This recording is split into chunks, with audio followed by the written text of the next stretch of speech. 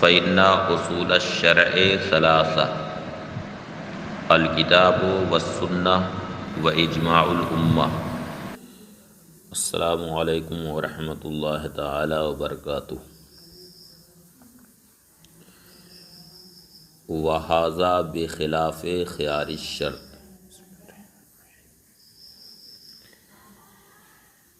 وہذا بخلاف خیار الشرط فی البیع لأن الخیار داخل علی الحکم دون السبب۔ گفتگو یہ چل رہی تھی کہ ہمارے وہاں تعلیق بالشرط یہ منع حکم میں عامل نہیں ہے بلکہ منع سبب میں عامل ہے، جبکہ امام شافعی رحمۃ اللہ تعالی علیہ کے نزدیک تعلیق بالشرط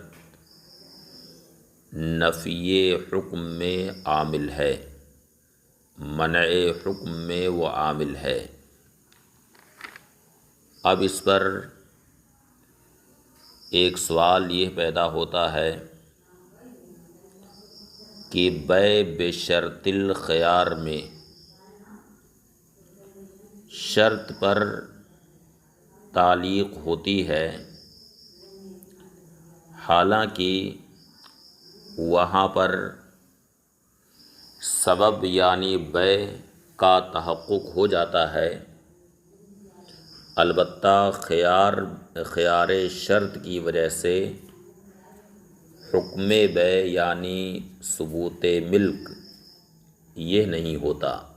حکم بیع وہاں پر متحقق نہیں ہوتا۔ تو اس سے مذہب حنفی پر اشکال پیدا ہوتا ہے کہ آپ یہ کہتے ہیں کہ تعلیق بالشرط منع حکم میں عامل ہے، منع سبب میں عامل نہیں ہے۔ نہیں، آپ یہ کہتے ہیں کہ تعلیق بالشرط یہ منع سبب میں عامل ہے، منع حکم میں عامل نہیں۔ تو یہاں آپ یہ کیسے کہتے ہیں کہ بیع ہو جاتی ہے البتہ اس کا حکم وہاں پر متحقق نہیں ہوتا؟ تو اس کا جواب دیتے ہیں، فرماتے ہیں وَهَذَا بِخِلَافِ خِيَارِ الشَّرْطِ فِي الْبَيْعِ، اور یہ ہے بیع میں خیار شرط کے برخلاف ہے، لِأَنَّ الْخِيَارَ دَاخِلٌ عَلَى الْحُكْمِ دُونَ السَّبَبِ، اس لیے کہ خیار شرط وہاں حکم پر داخل ہے، سبب پر داخل نہیں ہے۔ یعنی جو بیع خیار شرط کے ساتھ ہوتی ہے تو وہاں پہ خیار شرط یہ حکم پر داخل ہوتا ہے، بیع پر داخل نہیں ہوتا، اس لیے کہ بیع پر اگر اسے داخل مانا جائے تو یہ مفضی الی القمار ہے جو ناجائز و حرام ہے۔ اس بنیاد پر اسے بیع پر داخل نہیں مانا گیا جو کہ سبب ہے، بلکہ وہاں حکم پر داخل مانا گیا ہے۔ فرماتے ہیں وَهَذَا بِخِلَافِ خِيَارِ الشَّرْطِ فِي الْبَيْعِ، اور یہ بیع میں خیار شرط کے برخلاف ہے، لِأَنَّ الْخِيَارَ دَاخِلٌ عَلَى الْحُكْمِ دُونَ السَّبَبِ، اس لیے کہ خیار شرط حکم پر داخل ہے، سبب پر نہیں۔ وَلِهَذَا لَوْ حَلَفَ لَا يَبِيعُ فَبَاعَ بِشَرْطِ الْخِيَارِ يَحْنِثُ، اسی لیے اگر کسی شخص نے یہ قسم کھائی کہ وہ بیع نہیں کرے گا، قسم کھانے کے بعد اس نے شرط خیار کے ساتھ بیع کی تو وہ حانث ہو جائے گا، اس وجہ سے کہ یہاں پر خیار شرط بیع پر داخل نہیں ہے بلکہ حکم پر داخل ہے، اس لیے شرط خیار کے ساتھ اس نے بیع کی تو بے کا تحقق ہو گیا، اس بنیاد پر وہ شخص حانث ہو جائے گا۔ وَلِہَٰذَا لَوْ حَلَفَ لَا يَبِيعُ، اسی لیے اگر کسی شخص نے قسم کھائی کہ وہ بے نہیں کرے گا،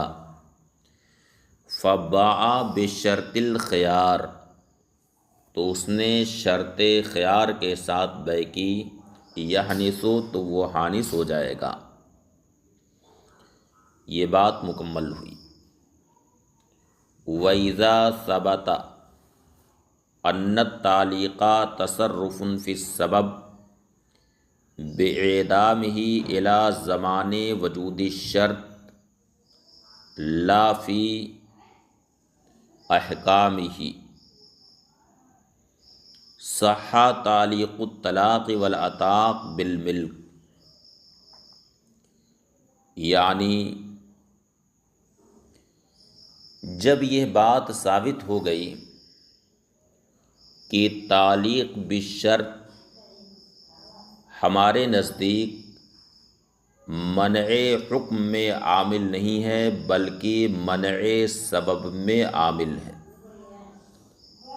یعنی اس کی وجہ سے سبب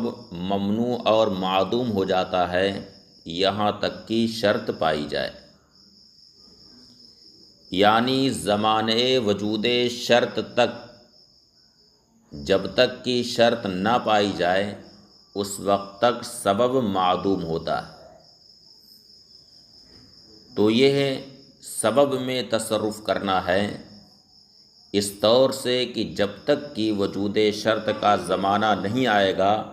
اس وقت تک سبب معدوم رہے گا۔ حکم میں یہ عامل نہیں ہے، حکم میں یہ تصرف کرنا نہیں ہے،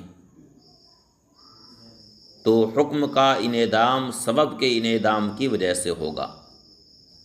تو تعلیق بالشرط یہ سبب میں تصرف کرنا ہے اس طور سے کہ زمانے وجود شرط تک وہ سبب معدوم رہے گا۔ یہ بات جب ثابت ہو گئی تو طلاق اور عتاق کو ملک پر معلق کرنا ہمارے نزدیک صحیح ہے، یعنی کسی شخص نے کسی اجنبیہ عورت سے کہا ان نکحتک فانت طالق، یا یہ ہے کہ کسی بادی یا غلام سے کہا کہ اگر میں تیرا مالک ہوا تو تو آزاد ہے، تو یہ تعلیق ہمارے نزدیک صحیح، اس لیے کہ اس تعلیق بالشرط کی وجہ سے ملک پر جو اس نے تعلیق کی ہے، نکاح اور ملک پر جو یہ تعلیق اس نے کی ہے، تو اس تعلیق کی وجہ سے سبب کے اندر تصرف ہوا اس طور سے کہ جب اس نے تعلیق بالشرط کی تو سبب پایا ہی نہیں گیا، اور جب سبب پایا ہی نہیں گیا تو اس وقت اس کے لیے کسی محل کی ضرورت نہیں، اور جب سبب پا لیا جائے گا تو اس صورت میں اس کا اتصال محل سے ہو جائے گا۔ اس بنیاد پر جب وہ عورت اس کے نکاح میں آئے گی تو اس پر طلاق پڑ جائے گی،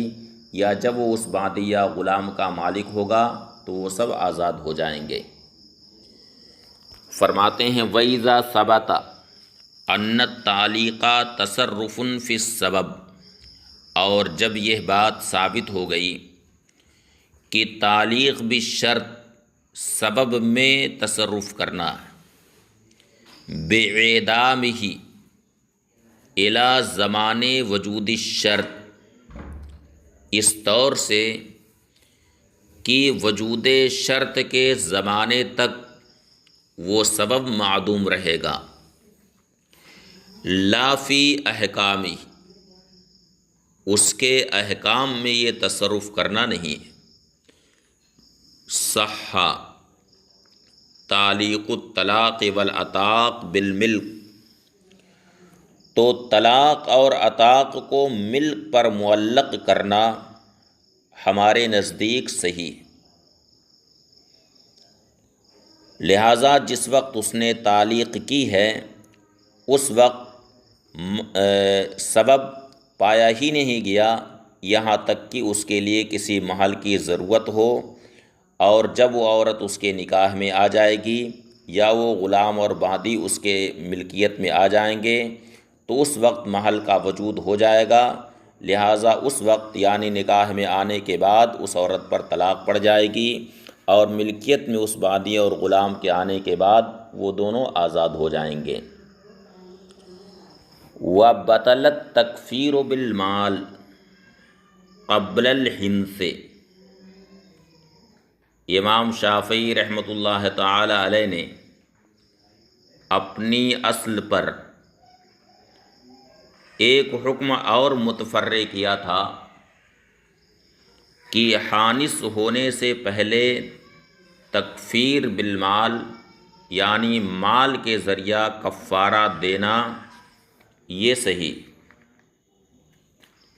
اس لیے کہ انہوں نے منع سبب میں مؤثر نہیں مانا تھا، تو وہ یہ کہہ رہے تھے کہ کفارہ کا سبب یمین ہے اور یمین کا انعقاد ہو چکا ہے، سبب پا لیا گیا ہے، اس لیے جب سبب وجوب پا لیا گیا کفارے کا تو اس صورت میں اگر کوئی حانث ہونے سے پہلے مال کے ذریعہ کفارہ دینا چاہے تو دے سکتا ہے۔ مصنف فرماتے ہیں کہ ہمارے نزدیک یہ باطل،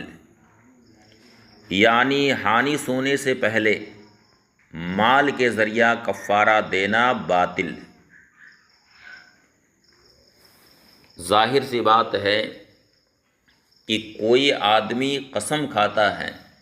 تو قسم اس لیے نہیں کھاتا ہے کہ میں اپنی قسم توڑوں گا پھر کفارہ دوں گا، بلکہ آدمی قسم کھاتا ہے اس لیے کہ اس قسم کو پوری کیا جائے۔ قسم پوری کرنے کے لیے آدمی قسم کھاتا ہے، حانث ہونے کے لیے کفارہ دینے کے لیے قسم نہیں کھاتا ہے۔